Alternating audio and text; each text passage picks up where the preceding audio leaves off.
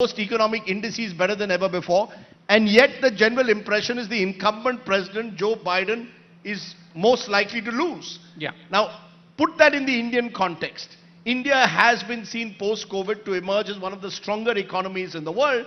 Does that make it easier to predict a re-election for Prime Minister Modi, as some would suggest? Or is there no correlation between economic anxieties and political preferences? Broadly, in India's case, the data that I've done on this shows the following conclusion. So I did this data for my last book, in fact, Democracy on the Road. What it showed was that if you look at India, there have been 30 instances when a chief minister has presided over an economic growth rate of over 8%. 30 instances.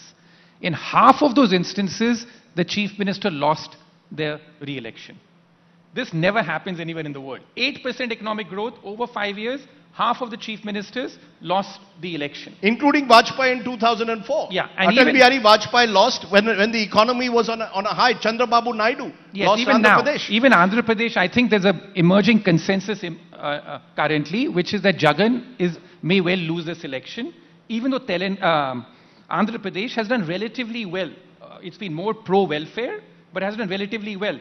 So in India's case, elections are much more complex than having a straight link between economics and politics. So I think that's link between economics and politics. Yeah, it's there.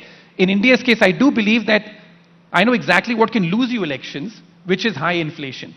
The moment you have high inflation, any country in the world, even one of Biden's problem has been high inflation. The credit I'll give to the Modi government is the fact that even though they keep, there's a lot of talk about high food prices and all that, generally inflation has been relatively well behaved. And one of the good things they did was that when you had this pandemic, they did not go wild with stimulus. A lot of countries around the world went wild with stimulus, which is what led to a massive inflation problem. India didn't do that.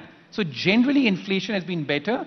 And I think that anti-incumbency would have been much greater had inflation been galloping at 8 or 9% rather than the 5%. But I think, as was pointed out earlier, inflation and rising food prices will always be cited in India because so many people are living at the margin.